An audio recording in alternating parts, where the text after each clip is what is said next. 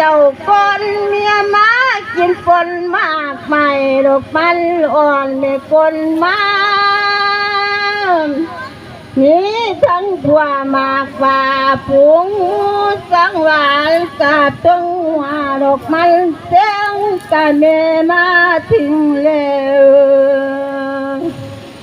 บังจังแก้วแก้วเอิญไปมาบ่เห็นบ่เข้าไปโดนปาเตดกเลี้ยใจกับบ่มีแต่นางลาดฟ้าไม่บังอ่อนทอมจีจนว่าสูจีลิกันยืดเงาเขายืนนางทั้งเดินทั้งไงบูดงดอกเจ้าเลียนพันเป็นเสียงกลางจีบ่เห็นน้อยรอทิ้งเลยไปจนหอมเมาดอกเสาห้องฟังเสียงบ่ได้ยินสำเนียงกะเลียงได้ดอกพ่อน้อยเห็นแต่เมียงหินลอยในดงเมฆทองเท่าบ่ตัวขวาดทอง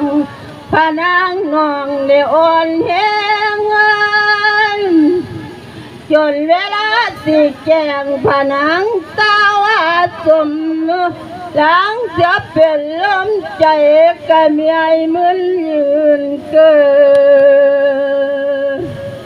มาที่เพื่อลมเป็นลมมอยละแมงมาที่นางอยากยิงตลอดลมเมลชาลง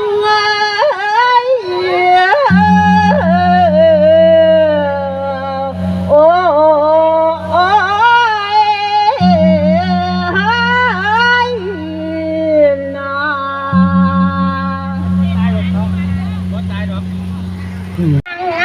เล่นเบาว่าเมียใหญ่เป่าเป่าว่านั่งเล่นดอกเบาทน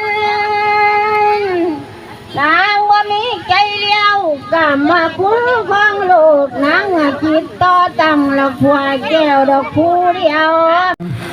ลาสายจอดอกว่าจากกำหาบนาบจำจอมาที่แก้วดอกมาที่เจ้าไปมัวเมาเล่นดอกทั้งใดจึงว่าคำหามากไม่บ่ได้นี่ละจอมกษาใส่ผัวเพียงมาเบาลายมาเมียหายว่านั่งเล่นดอกเบาทนนางและย้อมือนอมอินทาเทวราชว่าสาธุสาธุสาธุเด้อข้าที่ท่านลูกหน่อยผู้ประเสริฐดอกทั้งสองฟังเพียโพธิญาณศาสตร์มาภายซอยคอยอินปั๊มฝ่าโมทนาพร้อมพำผลเพให้